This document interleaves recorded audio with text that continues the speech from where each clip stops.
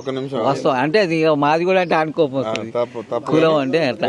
మీ కులం అని చెప్పుకుంటారు అంత ఇబ్బంది పడతాను. అరే ఎవడైతే ఒక మాట మాట్లాడితే మాట ప్రకారం ఉండాలి. ఏడైనా చూపిమని మా సందుపట్టు 8 ఊర్లు పెట్టు సింగిల్ విండో, ₹1 కూడా ఇంతవరకు కాలే ఇయ్యలే, ఆడిట్ కాలేదంటారు. రుణమాఫీ ఇయ్యలేదని అంటున్నా. అవును. మరి ఆయన ఏమో స్టేజ్ల పైన నా ముంగట రమ్మని ఆయన గాడిదలు ఎవరో ఎమ్మెల్యే కానీ మినిస్టర్ కానీ ఎవరైనా కానీ నేను ముక్కు 4 రాస్తాయి. ఇక్కడ గ్రామ పంచాయతీ ముంగట మా ఊళ్ళో ఏమనుకో 10 లక్షలు అయిందో ఉంటే రుణమాఫీ అయిందంట.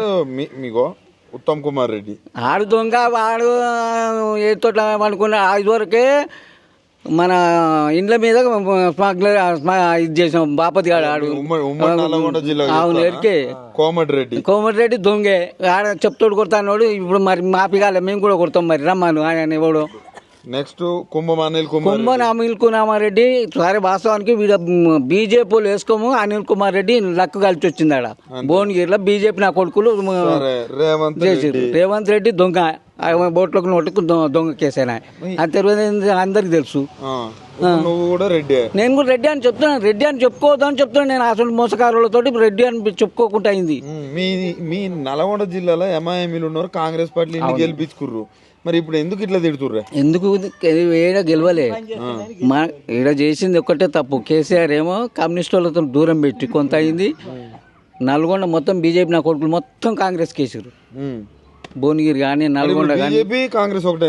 అవును, కాన్స్టిట్యూషన్ చూస్తే నువ్వు నల్గొండ భువనగిరిలో 20,000 ఓట్లు 24,000 ఓట్లు ఉంటాయి బీజేపీ. ఏ ఎమ్మెల్యే చేసినప్పుడు కూడా 24,000 ఓట్లు పడాయి. ఇదివరకు దాకా టీడీపీ పడేది, మొన్న దాకా టీఆర్ఎస్ పడ్డాయి. కాదంటే ఇప్పుడు మొత్తం పోయినాయి.